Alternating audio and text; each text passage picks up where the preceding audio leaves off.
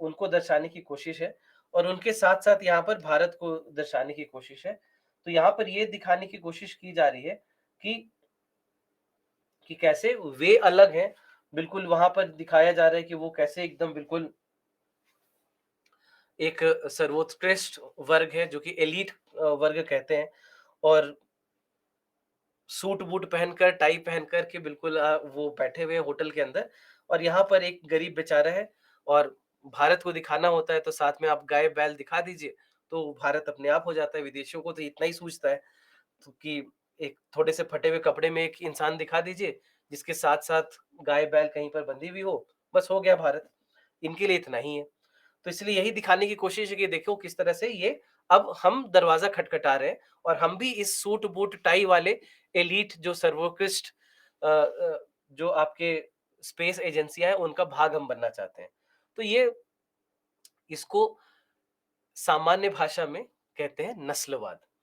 और इससे ज्यादा ये कुछ नहीं है कि आखिर क्योंकि इनसे ये देखा ही नहीं जाता कि आखिर भारत जैसा एक देश इतना आगे कैसे बढ़ सकता है कि भारत मंगल तक पहुंचने की का सपना देख रहा है और एक प्रकार से भारत की मजाक उड़ाने की कोशिश थी।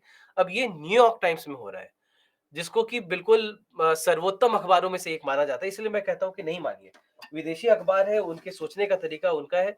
उनको कभी ऐसा लगता ही नहीं है कि एशिया या अफ्रीका के का कोई राष्ट्र भी कुछ अच्छा कर सकता है। आखिर इनके पास इतना दिमाग कैसे आया, इनके पास इतने संसाधन कैसे आए कि ये इतना बड़ा कार्य करने जा रहे हैं और इतना सोच भी कैसे सकते हैं। बात इस प्रकार की भी उन्होंने की उस समय कि भारत जैसे गरीब देश को जहां पर आप ठीक से खाना नहीं दे पा रहे हैं अपने पूरी जनसंख्या को, आप कहाँ जा रहे हैं स्पेस में?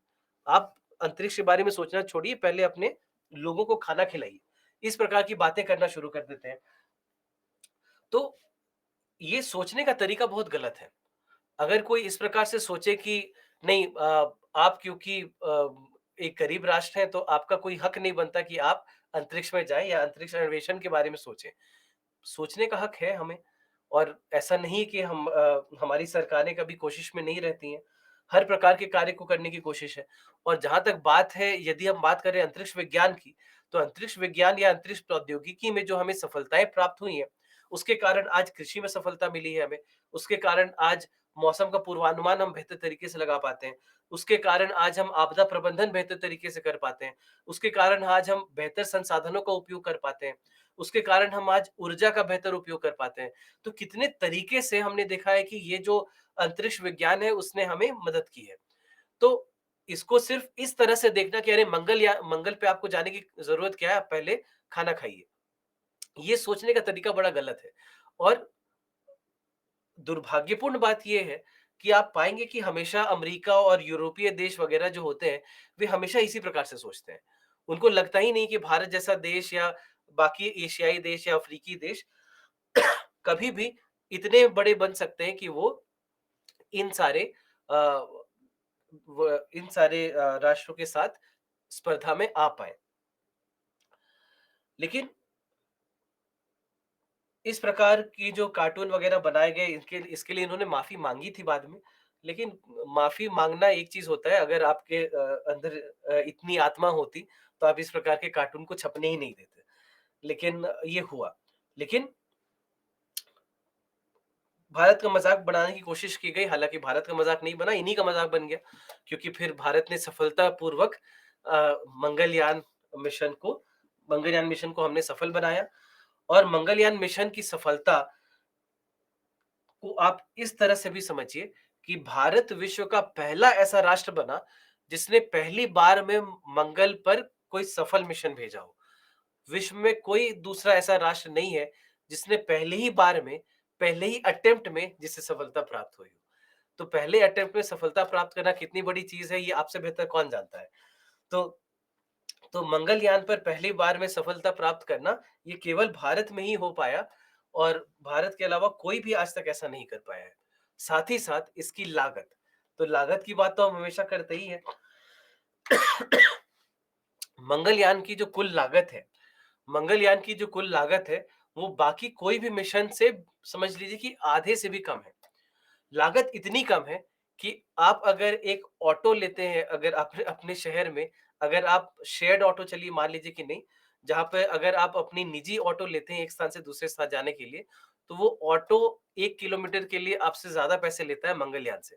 यानी कि आप अगर मंगलयान से अपने घर से अपने कहीं और जाते हैं, तो मंगलयान में कम पैसा लगेगा और ऑटो में आपको ज़्यादा पैसा लगेगा। तो इतनी कम लागत में हम लोगों ने इस मंगल मिशन को अ, सफल बनाया। तो इसीलिए इस कार्टून का जो जवाब था, वो हमने अपनी सफलता से दिया। हमें अलग से कुछ करने की आवश्यकता नहीं पड़ी। आज के दिन में जो हमारे जो मिशन है, जैसे चंद्रयान मिशन जो हमने लॉन्च किया, तो चंद्रयान के समय में भी इस तरह की बातें हो रही थी कि हॉलीवुड में जो फ़िल्में बनती हैं, हॉलीवुड की फ़िल्मों की जो लागत है, वो हमारे चंद्रयान मिशन से ज़्यादा होती है। मतलब जितने में उनको वो दिखाते हैं कि कितने कोई स्पेस का अगर कोई वो फ़िल्म बना रहे हैं, तो उसमें उसने जितने पैसे खर्च कर दिए होंगे, उससे कम पैसे में हम स्पेस तक पहुँच जाते हैं। तो लागत कम लागत में इन सारे मिशन को सफल बनाना, ये इसरो की एक बहुत पुरानी बात रही है और इसीलिए हमने देखा है कि क्यों और पीएसएलवी यहाँ पर इसीलिए समझिए कितना महत्वपूर्ण हो जाता है कि पहला चंद्रयान पीएसएलवी से हमने भेजा, Mangalyaan PSLV, AstroSat PSLV, Aditya L 1 PSLV, सारे जो हमारे आईआरएनएसएस हमारे जो नौवहन उपग्रह है, सारे के सारे पीएसएलवी। तो पीएसएलवी को केवल और केवल ध्रुवीय उपग्रहों के लिए हमने नहीं उपयोग किया है, बल्कि ये सारे जो हमारे सबसे प्रमुख, सबसे महत्वपूर्ण, सबसे संवेदनशील जो हमारे मिशन रहे हैं, सब में हमने पीएसएलवी का उपयोग किया है। तो इसलिए पीएसएलवी इतना महत्वपूर्ण हो जाता है। तो एक बार पीएसएलवी के विवरण को समझते हैं कि आखिर पीएसएलवी है क्या? तो 4 खंडों में विभाजित होता है, 4 चरण इसके होते हैं। तो 4 चरण किस प्रकार से हैं, आप ये समझिए। ये है मेरा पीएसएलवी। अब मैं जानता हूँ कि पीएसएलवी असल में इससे काफ़ी ज़्यादा जटिल है अपनी संरचना में, लेकिन मेरे लिए तो यही पीएसएलवी है। आप आसानी से समझिए इसको कि पीएसएलवी है क्या? तो 4 खंडों में विभाजित है ना? 4 चरण हैं इसके। 4 चरण कौन-कौन से हैं? यहाँ पर सबसे पहला होता है ठोस चरण, उसके बाद फिर आता है द्रव, फिर उसके बाद फिर से ठोस और उसके बाद फिर से द्रव। कहने का अर्थ ये है कि यहाँ पर द्रव नोदक है सबसे ऊपर, ठोस उसके नीचे, द्रव उसके नीचे और ठोस सबसे नीचे फिर से। ये वाला जो हिस्सा है, ये वाला जो हिस्सा है, ये है आपका उपग्रह। यहाँ पर होता है उपग्रह, ठीक है? ये होता है उपग्रह। तो इस प्रकार से हम देखते हैं कि ये जो पीएसएलवी है, कुछ इस प्रकार का आपको दिखता है।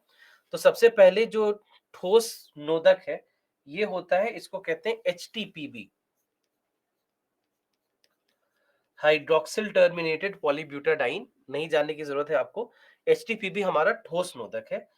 उसके बाद है यूडीएमएच, अनसिमेट्रिकल डाइमिथाइल हाइड्राज़ीन। उसके बाद फिर से है एचटीपीबी और उसके बाद ऊपर है एमएमएच। तो ये हैं हमारे सारे जो ईंधन जिनका उपयोग यहाँ पर किया जाता है। अब यहाँ पर जब भी आप पाएँगे कि जो भी हमारे उपग्रह होते हैं, जो भी प्रक्षेपक होते हैं, उपग्रह नहीं, जो भी प्रक्षेपक होते हैं, उन सारे प्रक्षेपकों में आप पाएँगे कि ये सारे जो प्रक्षेपक होते हैं, ये सारे हमेशा अपने सबसे निचली चरण में हमेशा ठोस नोदक का उपयोग करते हैं। और ठोस नोदक का उपयोग क्यों किया जाता है, आप ये ध्यान रखेंगे कि प्रथम चरण जो होता है, यहाँ जैसा आप देख सकते हैं कि जो पहला चरण है, इसमें हाइड्रॉक्सिल टर्मिनेटेड पॉलीब्यूटाडाइन का उपयोग किया जा रहा है। तो ये आप हमेशा पाएँगे कि प्रथम चरण जो होता है, प्रथम चरण में सदा ही ठोस नोदक का उपयोग किया जाता है।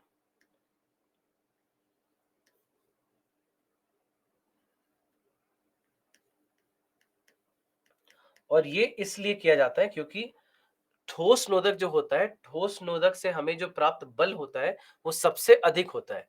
देखिए, प्रथम चरण कहाँ पर है? जब आप पृथ्वी पर हैं, तो यहाँ पर पृथ्वी का जो गुरुत्वाकर्षण बल है, ये सबसे ज़्यादा शक्तिशाली है। तो वैसे में आपको बल जो चाहिए ताकि आप पृथ्वी से ऊपर जा सकें, सबसे अधिक मात्रा में बल की आवश्यकता पड़ती है।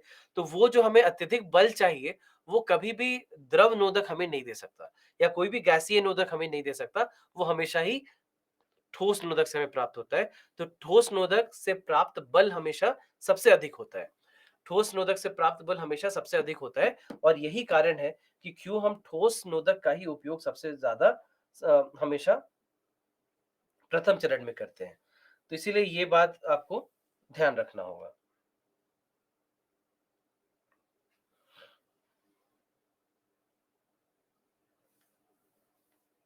तो इसलिए उपयोग करते हैं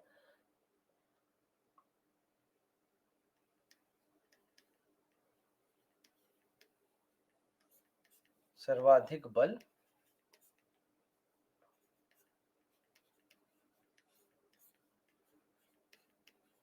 प्राप्ति हेतु, ठीक है? सर्वाधिक बल प्राप्ति हेतु ऐसा हम करते हैं। तो प्रथम चरण में हमेशा इसीलिए ठोस नोदक का उपयोग किया जाता है। अब उसके ऊपर उसके ऊपर जो हमें जिस भी प्रकार से संरचना बनानी हो वो हम बना सकते हैं।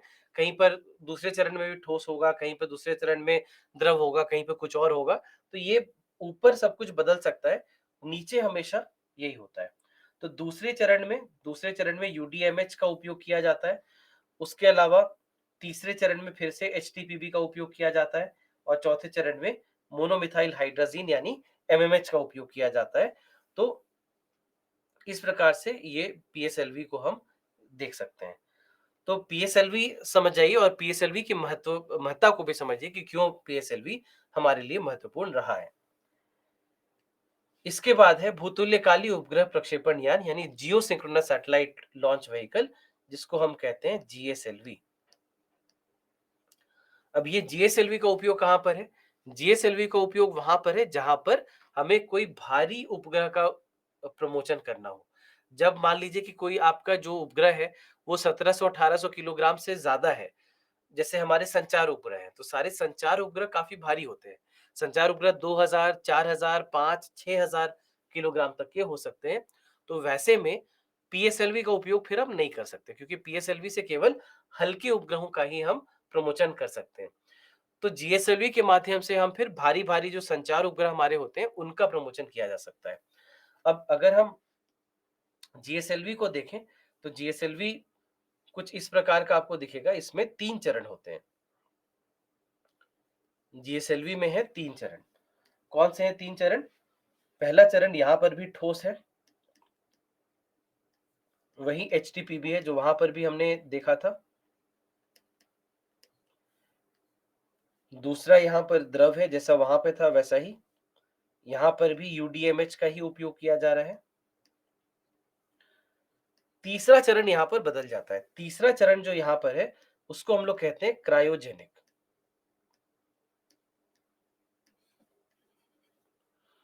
इसको हम लोग कहते हैं क्रायोजेनिक।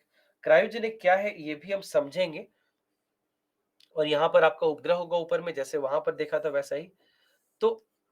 तो यहाँ पर 3 चरण होते हैं और ये जो 3 चरण है, इसके हिसाब से हम देखते हैं कि क्या-क्या। तो पहला और दूसरा चरण जो है, वो तो जैसा था वहां पर वैसा ही है। तीसरे चरण पे जाकर के ये बदल जाता है। तो तीसरे चरण पे आ जाता है क्रायोजेनिक। अब ये क्रायोजेनिक क्या होता है इसको समझते हैं। क्रायोजेनिक का मतलब क्या है? क्रायोजेनिक ऐसे लिखते हैं। अब ये जो शब्द है क्रायो, इस शब्द को समझिए। ये जो शब्द है क्रायो, क्रायो शब्द का उपयोग तब करते हैं जब कहीं पर तापमान बहुत कम हो। जब अगर हम बहुत ही कम तापमान पर कोई कार्य कर रहे हो, तब वैसे में क्रायो शब्द का उपयोग किया जाता है। तो वैसे में क्रायो शब्द का उपयोग किया जाता है। तो क्रायोजेनिक जब हम बोलते हैं कि यहाँ पर क्रायोजेनिक ईंधन का उपयोग कर रहे हैं, तो क्रायोजेनिक ईंधन वैसा हो जाता है जो कि बिल्कुल बिल्कुल ही कम तापमान पर कार्य करता हो। तो क्रायो का अर्थ हो जाता है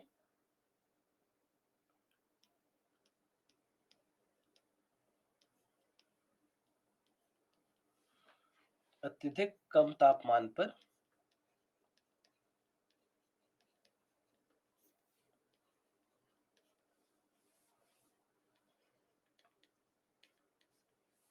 अत्यधिक कम तापमान पर अगर हम कार्य कर रहे हों, तो वैसे में हम इसको क्रायोजेनिक कहते हैं। क्रायो शब्द का प्रयोग तब किया जाता है।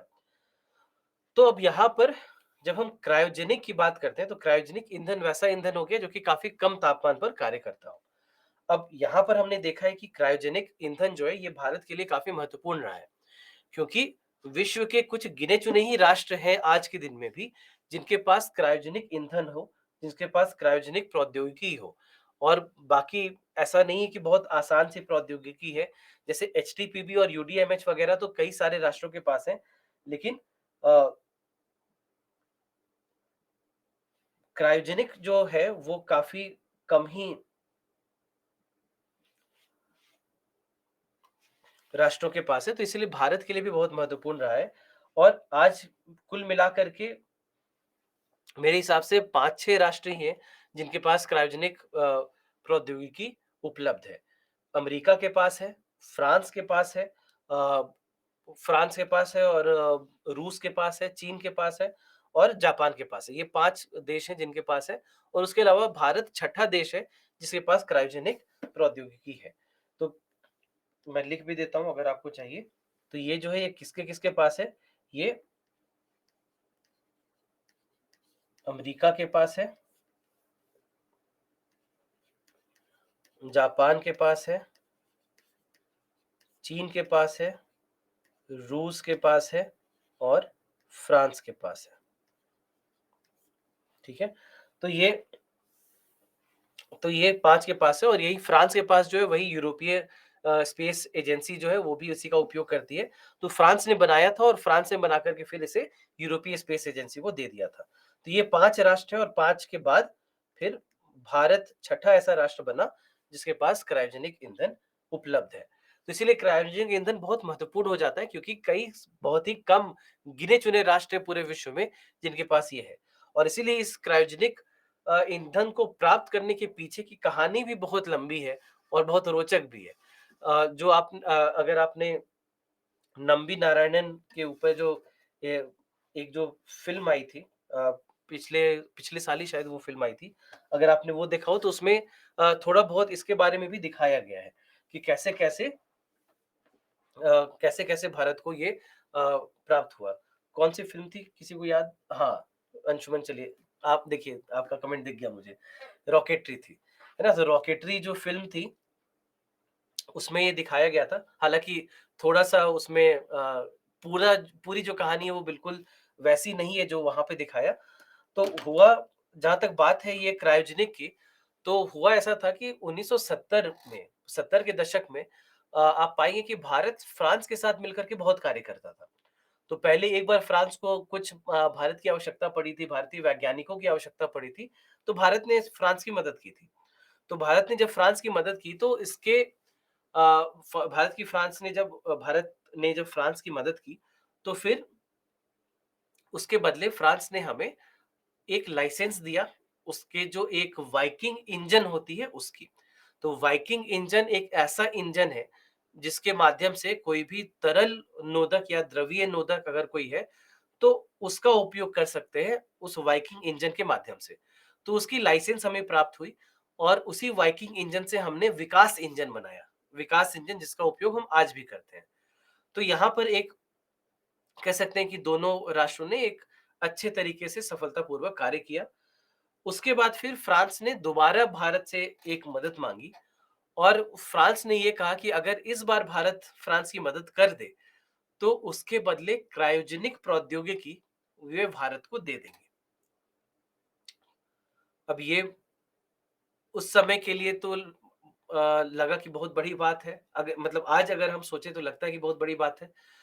भारत ने उसे मना कर दिया। भारत ने मना इसलिए किया क्योंकि हम खुद ही काफ़ी सारे अपने परियोजनाओं पर कार्य कर रहे थे। तो वैसे में अगर भारतीय वैज्ञानिक अगर 6 महीने के लिए फ्रांस चले जाएँ, 1 साल के लिए फ्रांस चले जाएँ, तो फिर भारत में जो कार्य हो रहा है वो रुक जाएगा। तो वैसे में हमें उस समय लगा कि अभी अपना जो कार्य हम कर रहे हैं इसी पर ध्यान देते हैं, अपनी परियोजनाओं पर कार्य करते हैं, फ्रांस को बाद में मदद कर देंगे। तो कई लोगों का ये मानना है कि शायद यह एक गलती है जो भारत से हो गई, कि भारत को उस समय फ्रांस की मदद कर देनी चाहिए थी और क्रायोजेनिक ले लेना चाहिए था, क्योंकि यही इसी क्रायोजेनिक को आगे विकसित करने में हमें बहुत साल लगा। बहुत साल भी लगा और बहुत खर्च भी हुआ हमारा। लेकिन देखिए, आज बैठ कर के ये सोचना कि हमने 1975 में ये क्यों नहीं किया, 1977 में ये क्यों नहीं किया, ये आज बैठ कर के सोचना आसान है। उस समय की परिस्थितियाँ अलग थी। तो वैसे में हमें जो सही लगा हमने किया। और उस समय मान लीजिए हम क्रायोजेनिक इंजन ले भी आते, क्रायोजेनिक प्रौद्योगिकी हम ले भी आते, उपयोग कहाँ करते? हमारे पास ना ऐसे कोई लड़ाकू विमान थे, जहाँ पर इसका उपयोग कर सकते थे और ना हमारे पास ऐसी कोई मिसाइलें थी, ना हमारे पास ऐसे कोई प्रक्षेपक थे जो इसका उपयोग कर सकते थे। तो लेकर के भी अब हम लोग रख ही लेते, ऐसा कुछ करते तो नहीं उसके साथ। लेकिन हाँ, लेकर रख लेते तो आगे जाकर के हमें शायद सुविधा मिलती। लेकिन आज ये सोचना कि 40 साल पहले हमने ऐसा क्यों नहीं किया, 35 साल पहले हमने ऐसा क्यों नहीं किया, आज उस वो सोचिए कोई फ़ायदा है नहीं। तो ये पहली बार है जब क्रायोजेनिक शायद हमें मिल जाता, लेकिन मिला नहीं। उसके बाद मेरे हिसाब से 1985-86 की बात रही होगी कि एक अमेरिकी कंपनी ने यह भारत के सामने एक प्रस्ताव रखा कि वे क्रायोजेनिक प्रौद्योगिकी भारत को बेच देंगे। लेकिन उसके लिए उन्होंने जो पैसे माँगे वो बहुत ज़्यादा थे। उन्होंने बहुत पैसे माँगे उसके लिए, तो भारत ने वो भी मना कर दिया कि इतना खर्च तो हम नहीं कर सकते। तो इसीलिए वो भी भारत ने मना कर दिया। तो ये दूसरी बार थी जब भारत को शायद क्रायोजेनिक प्रौद्योगिकी प्राप्त हो जाती, परंतु हो नहीं पाई। फिर आता है हमारा पुराना दोस्त रूस। और रूस उस समय तो ख़ैर यूएसएसआर था। तो यूएसएसआर यानी रूस उस समय भारत को कहता है कि चलिए हम आपको देंगे क्रायोजेनिक प्रौद्योगिकी और इसके लिए हमें कोई पैसे भी नहीं चाहिए। पुराने मित्र हैं हम, तो हमें इसके लिए पैसे की आवश्यकता है नहीं, आप रखिए। और भारत को रूस ने क्रायोजेनिक इंजन देना भारत को रूस ने शुरू किया। अब जैसे ही रूस ने ये शुरू किया, अमेरिका को ये पसंद नहीं आया, जो हर बार की कहानी है। अमेरिका को ये पसंद नहीं आया और अमेरिका ने भारत और रूस दोनों को चेतावनी दी कि आपके ऊपर आर्थिक प्रतिबंध हम लगा देंगे अगर ये जो जो आप क्रायोजेनिक इंजन का जो आदान-प्रदान आप कर रहे हैं, अगर आप ये करेंगे तो आप दोनों पर हम आर्थिक प्रबंध लगा देंगे। आर्थिक प्रतिबंध लगा देंगे। क्यों आर्थिक प्रतिबंध लगा देंगे? क्योंकि उस समय अमेरिका और रूस दोनों मिसाइल टेक्नोलॉजी कंट्रोल रेजिम के पार्ट थे, MTCR, missile technology control regime. तो तो अमेरिका और रूस दोनों एमटीसीआर के पार्ट थे और भारत एमटीसीआर का भाग नहीं था।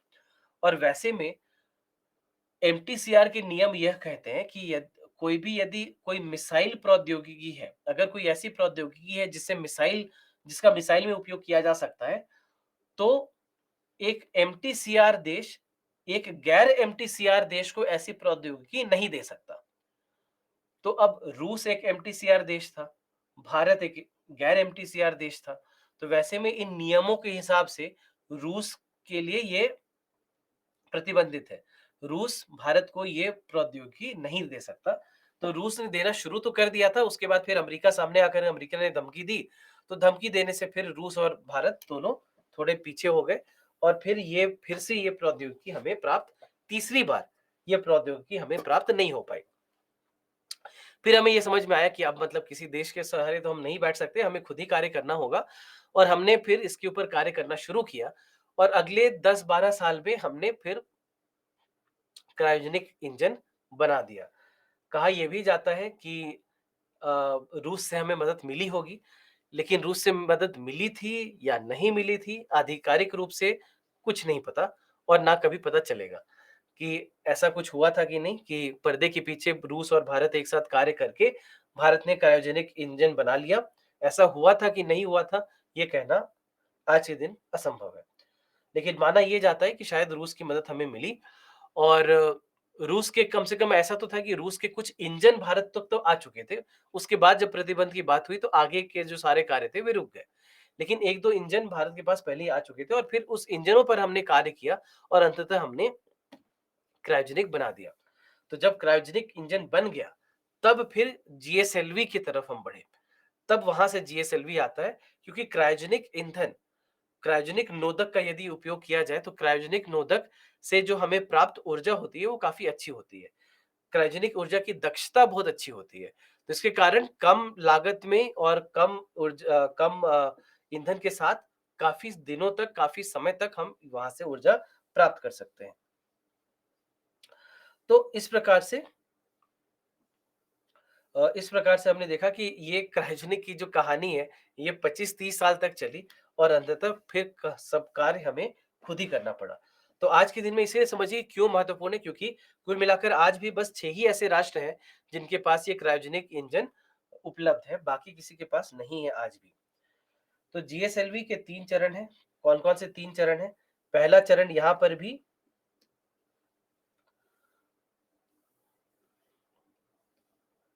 पहला चरण यहाँ पर भी जो हमने देखा कि यहाँ पर भी एचटीबीबी है, दूसरा चरण यूडीएमएच है और तीसरा क्रायोजेनिक है।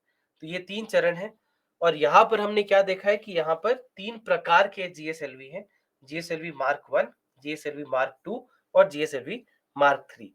अब यहाँ पर हमने क्या देखा कि जीएसएलवी मार्क 1 और जीएसएलवी मार्क 2, जीएसएलवी मार्क 1 ये सबसे पहला हमारा जीएसएलवी था और इसमें जो प्रौद्योगिकी थी वह रूस से बिल्कुल मिलती-जुलती प्रौद्योगिकी थी। जो रूसी इंजन थे वो लगभग वैसे ही इंजन थे और मार्क 2 में थोड़ी-सी भिन्नता आई, हालाँकि ये भी लगभग उसी प्रकार का था। अब आप यहाँ पर क्या देखेंगे कि मार्क 1 और मार्क 2 के समय भारत को बहुत सफलता नहीं प्राप्त हुई है। जितना जितना भी हमने प्रक्षेपण किया है, आप पाएँगे कि लगभग उसमें से 50% प्रक्षेपण सफल नहीं हो पा रहे थे। और ये मैं बात कर रहा हूँ वर्ष 2001 से वर्ष 2010-11 तक की। तो इस बीच आप पाएँगे कि यहाँ पर लगभग 50% प्रक्षेपण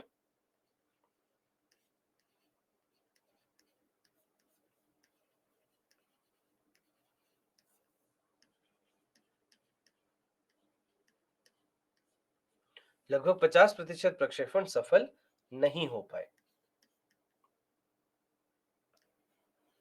लेकिन उसके बाद फिर धीरे-धीरे हमने अपने प्रौद्योगिकी को बेहतर किया, हमें बेहतर समझ बनी कि क्रायोजेनिक का उपयोग कैसे करते हैं और उसके बाद से फिर आप पाएँगे कि 2011 के बाद से एक भी विफलता नहीं मिली हमें। 2011 से लेकर आज तक जितनी भी हमने प्रक्षेपण किए हैं, वे सारे के सारे प्रक्षेपण अब सफल रहे हैं। सारे के सारे प्रक्षेपण अब सफल रहे हैं, तो ये एक बहुत बड़ी बात हो गई है, जो कि अब हमने देखा है। तो ये जीएसएलवी 3 के साथ मुख्यतः ये होता है। तो जीएसएलवी मार्क 3 भारत के लिए बहुत महत्वपूर्ण हो गया, क्योंकि यहाँ से न केवल हमें बेहतर सफलता प्राप्त हुई, बेहतर स्थिरता प्राप्त हुई, साथ ही साथ हम बेहतर भार उठाने में भी संभव हुए। कि यहाँ पर हमने क्या देखा कि जब मार्क 1 और मार्क 2 की जब हम बात करते हैं, तो मार्क 1 और मार्क 2 में हम क्या देखते हैं, यहाँ पर आप देखिए कि मार्क 1 और मार्क 2 में आप क्या देखेंगे कि इसमें जियो सिंक्रोनस ट्रांसफर ऑर्बिट जीटीओ तक आप केवल लगभग 2500 केजी ले जा सकते हैं। 2500 केजी, 2.5 टन लिखा हुआ है तो 2.5 टन का मतलब हुआ 2500 केजी। तो 2500 केजी तक ले जा सकते थे। जीएसएलवी 3 के माध्यम से अब हम 4000 केजी तक ले जा सकते हैं। और अगर हम लो अर्थ ऑर्बिट यानी निम्न भू कक्षा पे जा रहे हैं, तो निम्न भू कक्षा पर मार्क 1 और मार्क 2 5000 केजी तक की भार उठाने की क्षमता रखते हैं, नित भार उठाने की क्षमता रखते हैं और यहाँ पर मार्क 3 में हमने देखा कि ये 8000 केजी हो जाता है बढ़कर। तो इस तरह से हमने देखा कि ये यहाँ पर ये बढ़ा। तो पेलोड यहाँ पर लिखा हुआ है, तो पेलोड का मतलब होता है नित भार। नित भार मतलब एक प्रकार से समझ लीजिए कि हम उपग्रह की बात कर रहे हैं।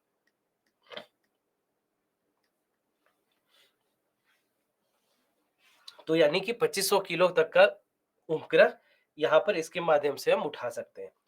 अब यही जो जीएसएलवी मार्क 3 है, एक चीज आज आप देखिएगा, आपके समाचारों में भी आपको दिखेगा कि यही जो जीएसएलवी मार्क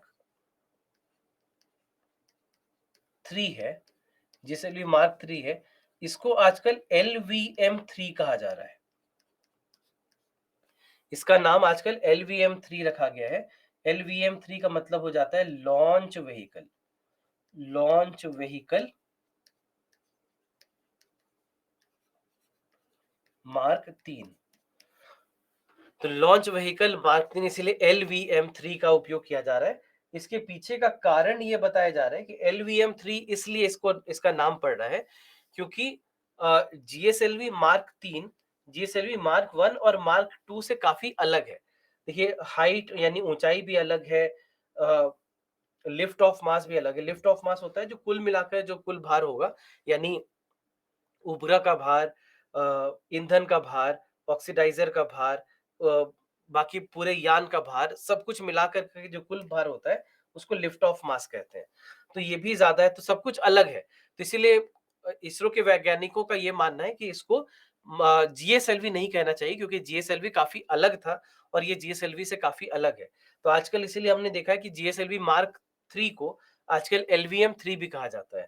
तो इसीलिए अगर मान लीजिए कि समाचारों में अगर आप कुछ पढ़ते हैं तो वहां पे जीएसएलवी मार्क 3 लिखे या एलवीएम मार्क 3 लिखे, दोनों एक ही है।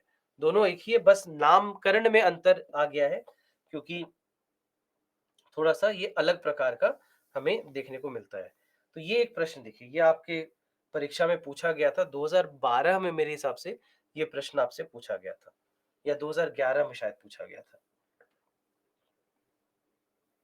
तो भारत के उपग्रह प्रमोचित करने वाले वाहनों के संदर्भ में निम्नलिखित कथनों पर विचार कीजिए। पहला है, पीएसएलवी से वे उपग्रह प्रमोचित किए जाते हैं जो पृथ्वी के संसाधनों की मॉनिटरिंग में उपयोगी हैं, जबकि जीएसएलवी को मुख्यतः संचार उपग्रहों को प्रमोचित करने के लिए अभिकल्पित किया गया है।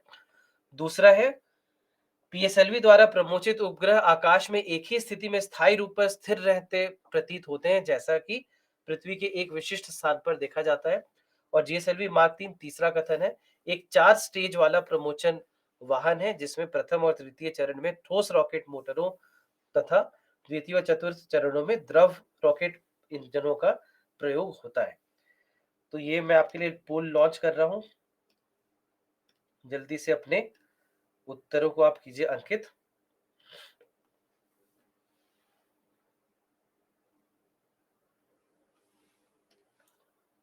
आसान प्रश्न है, उम्मीद है मेरी कि आप लोग सही सही उत्तर देंगे इसका।